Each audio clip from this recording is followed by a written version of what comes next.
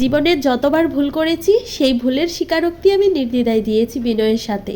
যখনই অনুধাবন করতে পেরেছি ভুলটা আমারই ছিল, আমি অনুতপ্ত হয়েছি। আমি শুরু থেকেই এমন ছিলাম না, ধীরে ধীরে বদলেছি। আমি যখন দেখেছি নিজেকে সঠিক প্রমাণ করার চেয়ে ভুল মেনে নেওয়া সহজ, তখন থেকে আমি নিজেকে সঠিক দেখানোর প্রয়াস ছেড়ে দিয়েছি। আগে কখনো কেউ কোনো সিদ্ধান্ত জানালে তার সিদ্ধান্ত ভালো না লাগলে সেই সিদ্ধান্ত দ্বিমত পোষণ করতাম।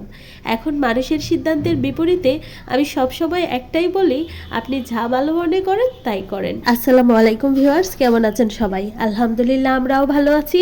অনেকদিন পর আবারও একটা লং ভিডিও শেয়ার করছি। আশা করছি পুরো ভিডিওটির সাথেই থাকবেন। যেহেতু বাসায় অনেকদিন ছিলাম না, তাই তেমন কোনো সবজিও নেই ফ্রিজে, তাই সকালবেলা আপনাদের ভাইয়াকে বলেছিলাম টাটকা টাটকা কিছু সবজি এনে দিতে, আর যদি শাক পাই বেশি করে শাক নিয়ে আসতে।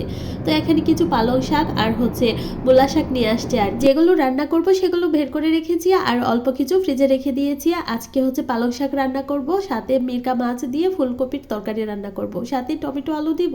এখানে মাছটাকে আমি সুন্দর করে ধুয়ে নিয়েছি, এখন ভেজে নেব। সবার আগে ভাত বসিয়ে দিয়েছিলাম, ভাত হয়ে গেছে, আমি উঠিয়ে নিয়েছি। এখন মাছ ভেজে নেব। আজকে কিন্তু একটা রান্না করব, অন্য আরেকটা রেডি করব, হাতে একদমই সময় নেই। সবকিছু গুছাতে গুছাতে একটু দেরি হয়ে গেছে আর কি। বাসায় এসেছি গতকালকে রাতের বেলা, তো রাতের বেলা ভাতের সাথে আলু সেদ্ধ দিয়েছিলাম, সেখান থেকে আলু ভর্তা বানিয়ে নিয়েছি, আর তেলাপিয়া মাছ ভাজা করে। রাতের বেলায় ভাত একটু বেশি করেই রান্না করেছিলাম। সকালবেলা তেমন কোনো নাস্তা বানাবো না, আলুর ভর্তা ছিল, সাথে একটা ডিম ভাজা করে নিয়েছিলাম।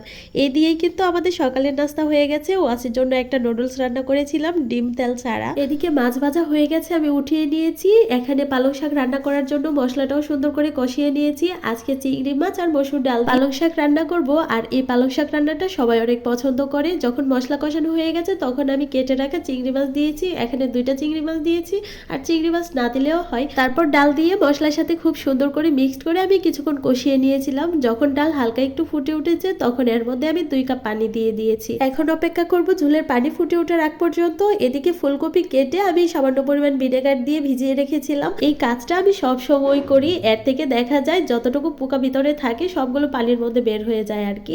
আজকেও একটা পোকা পেয়েছি। যাই হোক, এগুলো কিন্তু আমি সুন্দর করে পরিষ্কার করে নিয়েছি। এখন তরকারিটা রান্না করব। ওইদিকে যখন জলের পানিতে বলক চলে এসেছিল তখন উপর দিয়ে পালং শাকগুলো দিয়ে দিয়েছিলাম, আর এভাবে রান্না করলে কিন্তু খেতে অনেক বেশি মজা হয়। আজকে ওয়াসির জন্য একই সবজি রান্না করছি, ফুলকপি ওর জন্য আলাদা করে কেটে রেখেছিলাম। এখন ওর তরকারিটা বসিয়ে দিচ্ছি। আজকে ওর তরকারিটা শিং মাছ দিয়ে রান্না করছি আর কি। আমাদের তরকারিটাও কষানো হয়ে গেছে, ভাজা মাছগুলো দিয়ে আমি ঝোলের পানি দিয়ে নিচ্ছি। তরকারি রান্না করে নিয়েছিলাম হওয়ার আগ পর্যন্ত, শেষের দিকে ধনিয়া পাতা দিয়ে উঠিয়ে নিয়েছিলাম। ফুলকপি টমেটো আলুর এই মিক্সড তরকারিটা যখন রান্না করি ধনিয়া পাতা না দিলে মনে হয় অসম্পূর্ণই লাগে। কেমন হয়েছে আজকের ভিডিওটি অবশ্যই কিন্তু কমেন্ট করে জানাবেন। সবাই অনেক বেশি ভালো থাকবেন। আল্লাহ হাফেজ সবাইকে।